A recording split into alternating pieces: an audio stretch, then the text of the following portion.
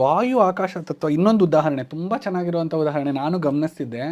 ಈಗ ಯಾವುದಾದ್ರು college degree graduation ಆಯಿತು ಅಂದರೆ ಎಲ್ಲ ನೀಟಾಗಿ ಡ್ರೆಸ್ ಮಾಡ್ಕೊಂಡ್ಬರ್ತಾರೆ, ಫೋಟೋಗ್ರಾಫ್ ಇರುತ್ತೆ, ಗ್ರೂಪ್ ಫೋಟೋಗ್ರಾಫು ತೊಗೊಳ್ಳಿ ಅಂತ ಹೇಳ್ತಾರೆ. ಸೊ ಜನರಲಾಗಿ ಚೀಸ್ ಅಂತ ಹೇಳ್ತಾರೆ, ಅದ್ರ ಜೊತೆ ಈ ಮುದ್ರೆ ತೋರಿಸ್ತಾರೆ, ವಿಕ್ಟ್ರಿ ಸಿಂಬಲ್ ಅಂತ. ಪೊಲಿಟಿಷಿಯನ್ಸ್ ತುಂಬ ಮಾಡ್ತಾರೆ ಸರ್, ಎಲ್ಲ ಕೈ ಹಿಡ್ಕೊಂಡು ಎಲ್ಲರೂ ಹಿಂಗೆ ವಿಕ್ಟ್ರಿ ಅಂತ. ಅದು ಇವ್ರ ಪ್ರಕಾರ ಇಂಗ್ಲೀಷ್ ಆಲ್ಫಾಬೆಟ್ ವಿಕ್ಟ್ರಿ ಇರ್ಬೋದು. ಇವರು ನಮ್ಮ ಭಾರತೀಯ ಸಂಪ್ರದಾಯದ ಪ್ರಕಾರ ಮುದ್ರಾ ಯೋಗದ ಮುಖಾಂತರ ನೋಡಿದ್ರೆ ಇದು ವಾಯು ಮತ್ತು ಆಕಾಶ ಎರಡು ಏನು ರೆಪ್ರೆಸೆಂಟ್ ಮಾಡುತ್ತೆ? We are elevated. Exactly, elevation ಆಗ್ತಿದೆ ಜೀವನದಲ್ಲಿ ಅಂತ. ಅಂದರೆ ನಾನು ಗೆಲ್ತೀನಿ ಅಂತ. ಸೊ ಅದು ವಿಕ್ಟರಿ ಅಂದ್ರೆ ಜಯ ಅಂದ್ರೆ ಮೇಲೆ ಹೋಗೋದು. ಖಂಡಿತ.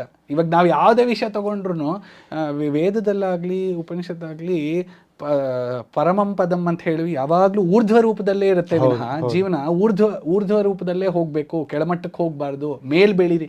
ಮಾತಾಡುವಾಗ್ಲೂ ಹೇಳ್ತೀವಲ್ಲ, ಮೇಲ್ ಇನ್ನೂ ಉದ್ಧಾರ ಆಗೋದು ಅಂದ್ರೆ ಮೇಲ್ ಹೋಗೋದು ಅಂತಾನೆ. ಆ ಉದ್ಧಾರ ಆಗ್ಬೇಕಂದ್ರೆ ವಾಯು ಅವಶ್ಯಕತಾನೆ ಮೇಲ್ ಹೋಗಕ್ಕೆ. ಈಗ ಒಂದು ಬಲೂನ್ ಹಾರ್ಬೇಕು ಅಂದ್ರೆ ಮೇಲ್ ಹೋಗೋದು ತಾನೆ.